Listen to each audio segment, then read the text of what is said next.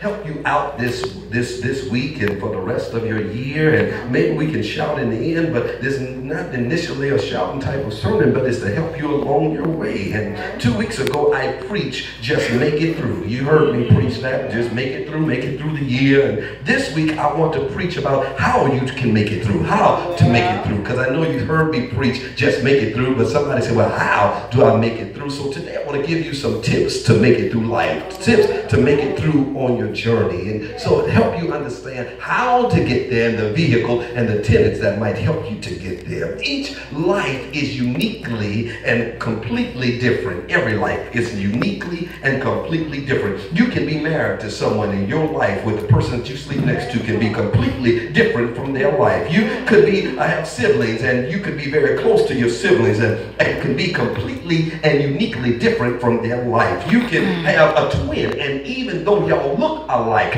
your life can be completely and uniquely different from them. See, everybody's life has its own map. It has its own course. It has its own challenges, and how you deal with the life will determine how successful you were in the end. I know people look at success by money, and I know people look at success by how many material things people have and how much bling they have. But can I tell you that in the end, when people read your obituary, they look at the challenges you had in life, and they look at how you faced those challenges. And when they read their obituary, they'll say, man, I didn't know they dealt with that, or they had to deal with that, and they still were successful. They still left this life, and they still had their right mind. And at this point, early in this new year, all you can do is one of two things this year. There's only two things you can do. You can either waste away by sitting around and worrying about things that failed to accomplish in the past,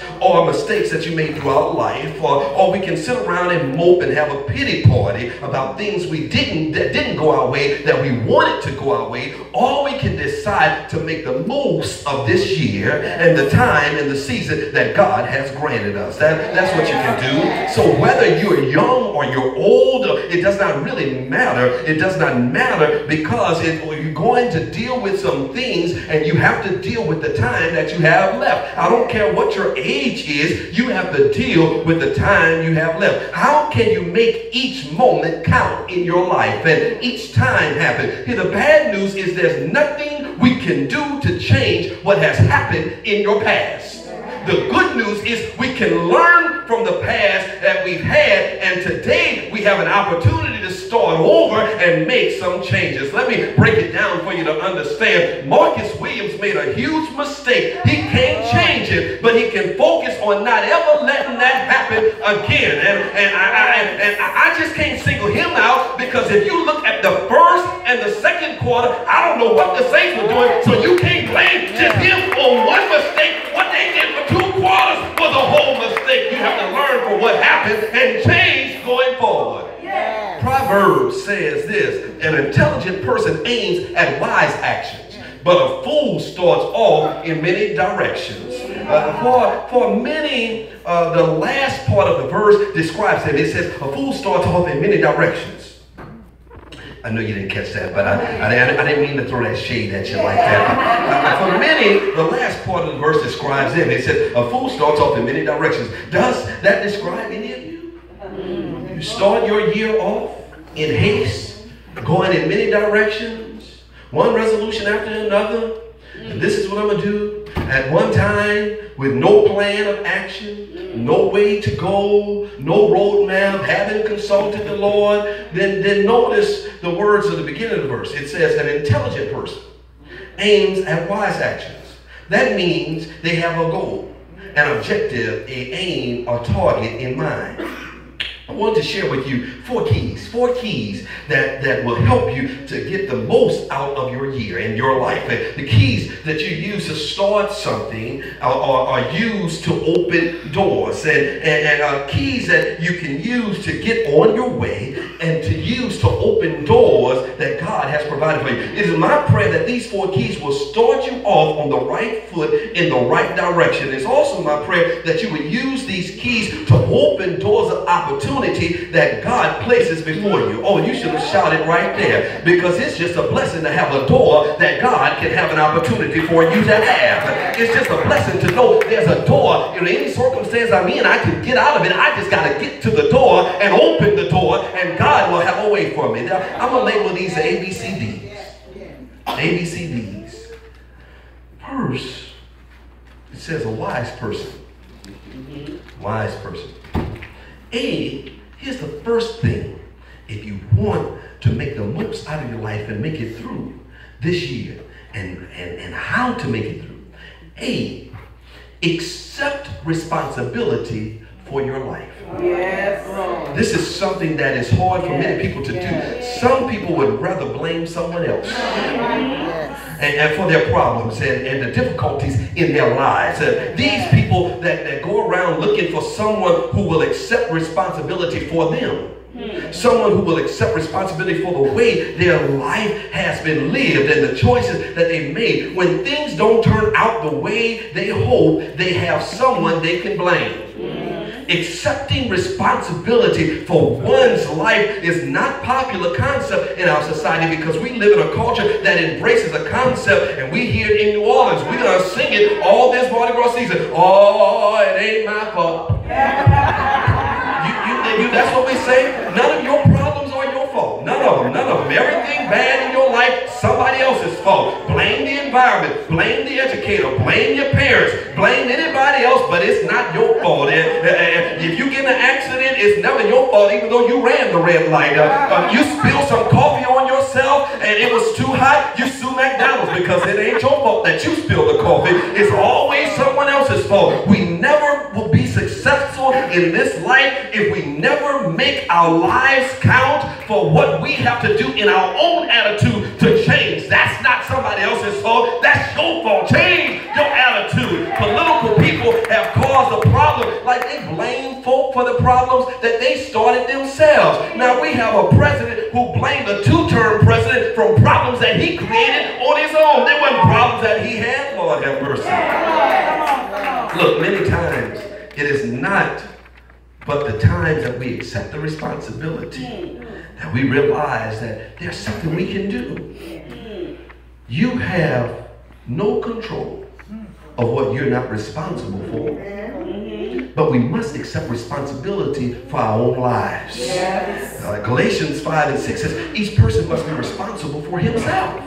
And King James Version says, for every man shall bear his own burden. Now here's the truth about that scripture. It doesn't mean that you can't get help to bear your burden. That means that burden is on your back, and somebody that will come along is not going to carry that burden, but they're going to support you. Help me, Holy Ghost. That doesn't mean that you don't have a burden to carry on your back. That means that person is going to help you to walk and help you along your way so that you can carry what you have to carry. For every man shall bear his own burden. The truth in the scripture is that I'm responsible for my own life. If I like it or not, I'm responsible. All of us in here this morning face 2 types of circumstances, 2 kinds of circumstances. Those circumstances which we have no control over.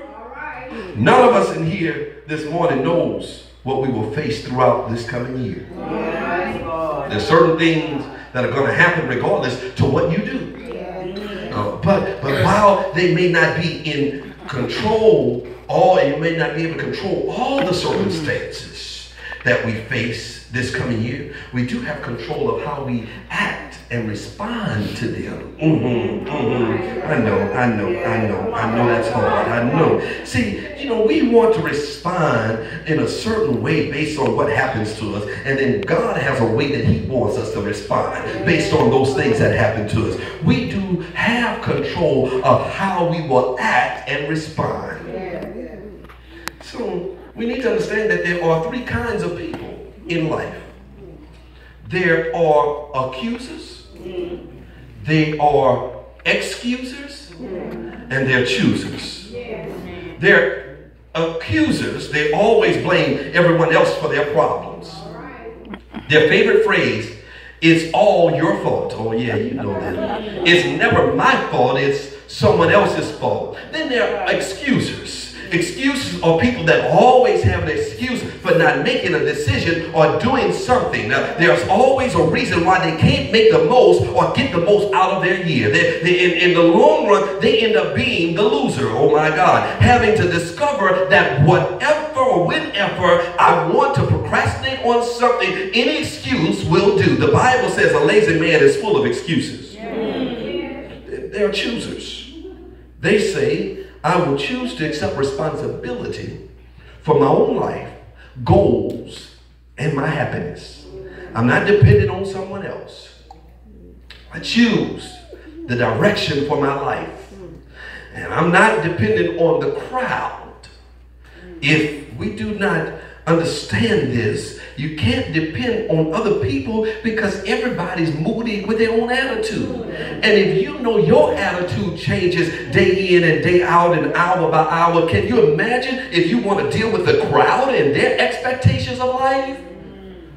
We already, if we realize that we are the one that can choose, we're already a step ahead of the game.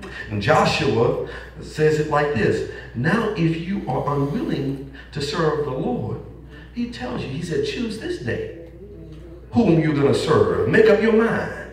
He said, whether you're going to serve the things of your past that were beyond this river or this circumstance you had to get over, or you're going to serve the one who got us over. Good God. But then he declares, he says, but as for me and my house, we will serve the Lord. He's trying to help you. Now, that is just for the aid of life. Accept your responsibility in the circumstances. But B, let me help you with B. Believe you can change. Stop. I'm so sick of folks saying this. Stop saying I can't and start saying I can. That's right. Well, the person that believes that they can change with the help of God, they will change. Philippians 4:13 says, there's nothing I cannot master with the help of Christ who gives me strength. There's nothing I can master without the Lord. That means there's nothing that's going to hit me in the next 365 days. No problem, no situation, no circumstance, no hassle that I can't handle, that I can't manage, that I can't be competent enough to handle with the help and the strength of the Lord. Many people never succeed in life because they believe they can't change. They never enjoy life because life to them is just one big failure after another. I believe, and I've discovered why there's so many New Year parties where people get so drunk they can't see straight. They get drunk to forget the past year, then they can't see straight how to move forward in the new one. Lord have mercy. With the help and the grace of God, I can overcome the past and face the future. I have to handle my own life with God's help, and I believe and I know that I can change. And that's how you have to speak to yourself, not on my own power, but with the power of Christ that gives me strength. The Bible is full of stories of people who changed because they believed that they could change after God touched them. Stop saying I can't and start saying I can. And you can say I can do all things through Christ who strengthens me. So as long as the Lord gives me strength, I can make it through this life. I can face my troubles and triumphs. I can overcome any obstacle in my way. I can overcome the enemy. I can defeat the devil. Pardon for sin, peace that endureth, thine own dear presence to cheer, and to God. The song that we sing, Great is Thy Faithfulness, says, strength for today. Good God. And if He gives you strength for today, then you can have a bright hope for tomorrow. Blessings are all mine, 10,000s beside. Great is His faithfulness. You must decide what's important and what's not important. God has given us each incredible gift called freedom to choose, freedom of choice. That's one of the things that He gave us in the garden. He said, let us make man in our own image. that gave us freedom to choose, gave us freedom of choice. This is the one ways that we're different from any other thing on earth. We have the freedom to choose between good and evil. We have the freedom to choose what we want in life. And the only way can clarify what we really, really want is to make a list and decide what's important. So C is clarify what you want. Clarify what you want. It's amazing. Most people never do this. They never stop and think through or write down on paper what really is important to them. Maybe some of you have never done this. You've never written down the things that are important to you. You must ask yourself, what's important to me? What really counts? We can't do what's important until we clarify what's important. Otherwise, you're going to be pushed around by the pressures of life doing this and that, and then all of a sudden the year is over and you're saying, where did the year go? Your values determine your vision. Come on, preach, pastor, teach. Desires determine your direction. Your roles determine your goals. Lord, help me in here. Now, most people have never made up in their mind what they want out of life. And if you aim at nothing, you're going to hit it.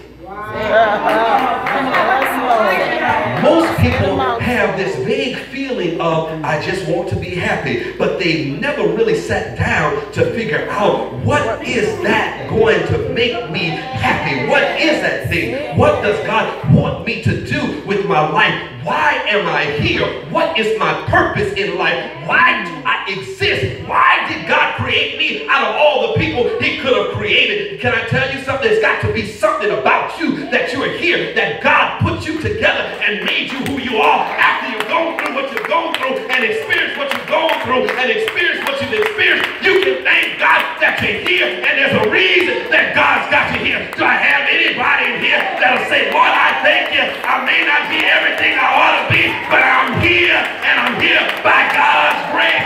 You made me who I am. Preach. I want to challenge each of you. Make a list of things that are important to you. List things that you want to accomplish. What do you value? What do you want to change? Put it down. Then make this your prayer list. Pin it on the wall. Put it on your refrigerator. Review it every day. Pray about it. And then make a plan of action that will help you to accomplish your goals this year. Then do whatever you can do in your power to make it and get the most out of this year. Then watch God do the miracles that you need to make them happen. Clarify what you really want. There's some things in life that we will do that are in God's permissible will. God's permissible will is just what he allows you to have it and allow you to do. But I don't want to just be in his permissive will. I want to be in God's perfect will. Yes, Lord. Yes. But maybe not. So you have to understand what's in his permissive will you may have, but it may not be necessary. May not be to your advantage. There will be some things that all of us will do this year that will not benefit us at all. And we're going to have to make a decision between what is good and what is better. Between what is better and what is best. There are too many that we can do, and not all of them are beneficial. Too many things we can do, and not all of them are beneficial. Some things aren't necessary. And they're not necessarily wrong, they're just not necessary. We don't have time for everything. We need to clarify 2 or 3 things that we've got to get done this year. What are the things that are really important? Maybe let me suggest 2 or 3 things that you might need to put on the top of your list. Let me suggest a few things. Maybe number 1, your relationship with God needs to be better. What are you going to do this year to strengthen and improve your relationship with God? What are you going to do to become more intimate with him? You need to make a relationship with God top priority. How about number 2, your relationship with your family? Lord, help me in here. What are you going to do to build a stronger relationship with your family? What are you going to change about yourself that will help you to accomplish this? Lord, be a therapist, pastor up here in this pulpit. Be a therapist. Your relationship with your church and your church family. What are you willing to do to improve the quality of your church? How involved are you willing to get to help your church accomplish the commission that God has given it? How committed are you going to be in your attendance, good God Almighty, and your support of the church? These are 3 things that you should have on your list. And so, in the end, clarify. What's important? Why? Why clarify what's important? Why clarify what's important? These 3 things I've heard people on their deathbed wish they had a greater priority to. I've never heard anyone say, I wish I had spent more time at the office and at work or building my career. I've never heard it. Clarify what's important. Remember, only what you do for Christ will last.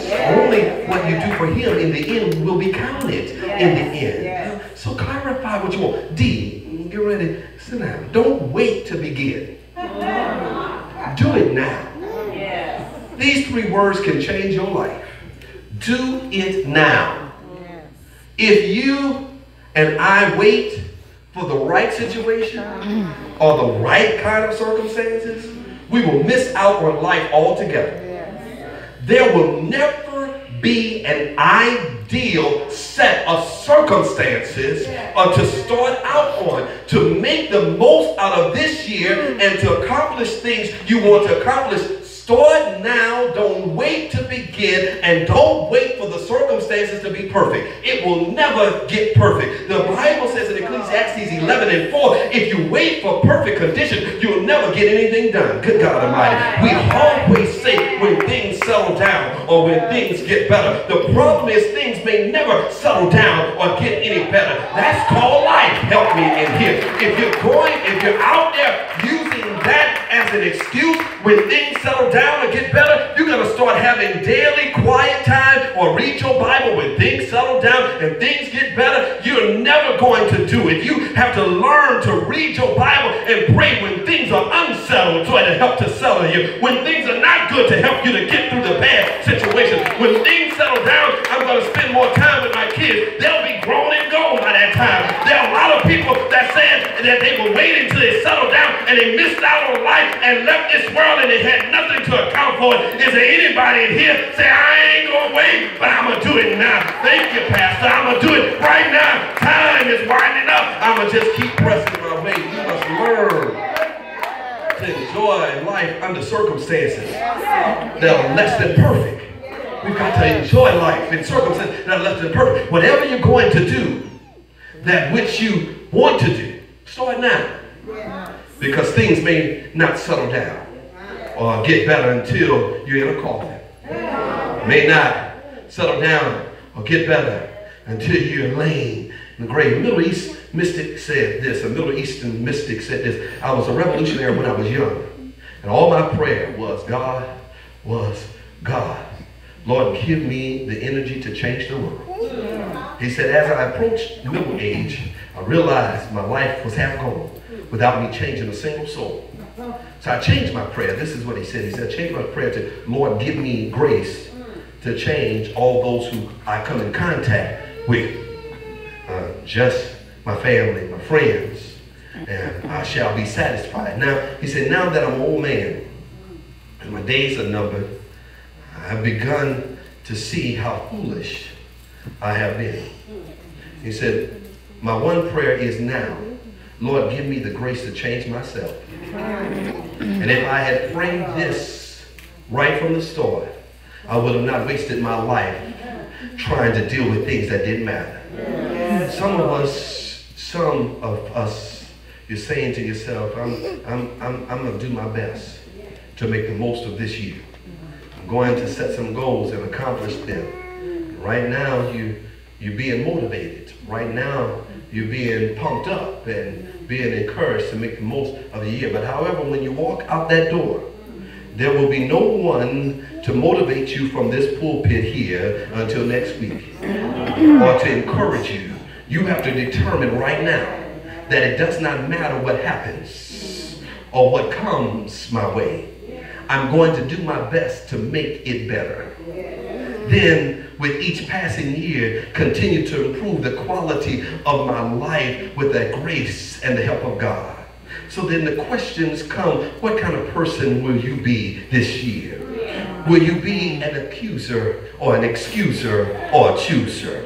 Will you choose to make the most of life that you have left? Will you accept responsibility for the life that you have left? Will you believe that you can change things and things can change in your life? Will you clarify what you want for this year and what's important to you? Will you start right now and do it right now? Will your relationship with God be on the top of your priority list? Will your family and your church be on the top of your list? The choice is yours. What will it be today? Wait. I know you're getting shout. Because you're saying, Pastor, you've talked about what I have control of. I don't know why you can't shout yet. You say, Pastor, I know you talked about what I have control of, but what about what I don't have control over? The Bible said an intelligent person aims at wise actions, but a fool starts off in many directions. And the scripture lets us know real quickly that an intelligent person didn't say that they did hit the bullseye. It just said they aimed. Good God Almighty. I'm coming to talk to somebody and tell you your problem is not that you can't hit the bullseye. The problem is you haven't even raised the bow to aim at anything. And you got to make up in your mind that, Lord, I'm going to try to start off my foot in the right direction, headed for the bullseye. And Lord, when I can't hit, I'm going to let you control the arrow and give it velocity, give it direction, give it precision, oh God, and hit the bullseye that I need. All you have to do is aim and let God do the rest. There's some things that God has the ability to change, but God is not going to change them. Can I tell you? I know you saw him change it for somebody else, but God is not going to change it for you, but you have to live with it. There's something you just have to live with and have to deal with for the rest of your life. I know you've been praying for God to change some things, but I have become mature enough to say, Lord, if you don't change it, I'm going to be like this. No deal or deal. I'm going to trust you nevertheless. Not my will, but thy will be done. And in the words of Bishop Rudy McKissick, here's what I figured out. Sometimes God refusing to change what God can is not a curse, but it's a compliment, because he had to change it for somebody else because they were not mature enough to bless it without him doing it. But maybe God says, this child of mine is like Job, and if I don't change it, they made up in their mind that they still going to give me praise. They still going to lift me up. They still going to give me glory. God keeps hitting you with one thing or another because he knows that he won't change how you're blessed, how you're giving glory. Just changing your circumstance or not changing your circumstance is not a curse, but it's a compliment that God knows that in the midst of your trials, in the midst of your tribulation, in the midst of your circumstance, in the midst of your suffering, you're still going to give him the best praise you got. Where are my folks that are up in here that said, I'm looking at my life and I see that God's troubles are not my curse, but it's my compliment, that God knows what's on the inside of it, and I can make it through and I can handle it because God knows there's more inside of me than I know in myself. Is there somebody that ought to give God praise that God is in control of your life? He knows what you can handle. He knows how much you can bear. He knows how much you can stand, and he'll never put more on you that he can't help you to carry it with. You can make it through this. Do I have a witness in here that God is in control of your life? I've learned, oh Lord, help me in here. I've learned that I don't need him to work everything out. I've learned to say, Lord, bless me with this. I've learned that I don't have to say that no more. I don't have to say, Lord, bless me with that. I don't have to say, Lord, bless me right here. But I've learned in my life to say, Lord, any way you bless me, I'll be satisfied. Do I have a witness in here that says, Lord, I'm committed and willing any way you bless sour grapes and I'll make wine. Whatever you bless me with, God, I'm going to do something with it. Do I have any folk in this house that say, Lord, let me help you work out my life? Whatever you throw my way, throw a curveball. I'm going to hit a home run because I trust you to handle it. Is there anybody thankful that God will give you what you need to make it through life? You ought to give him praise and say, Lord, any way you bless me, I'll be satisfied. I'll take the corner. I'll take the hill you're going in. I'll take your speaking to my life. Any way you bless me, I'll be all right. Do I have a witness in here that said, Lord, I'm going to be all right any way you bless me, because I believe if you with me in it, you'll help me to get through it. Do I have a witness in here? You ought to high five your neighbor and say, neighbor, we're going to make it through. We're going to make it over. We're going to make it out. And we're going to be all right. You ought to give God praise and give him a thanks for anything he blessed you with. Because anything he blessed me with is better than what I have right now. Do I have a witness in here that knows that the Lord will bless you with better than you ever had? You ought to give him praise. You ought to give him glory. Excuse me, but I've got to have it by myself because I know what a blessing from the Lord will do. There's no secret what God can do. What he's done for others, he'll do for you. Just trust him and never doubt. Do I have a witness in here? God will. Somebody say, look at me. God will watch me. God will. Oh, see what God can do. God will bring me out. Yeah. Somebody say, yeah. Somebody help Pastor say, yeah. Won't he do it? Yes, he will. Hey.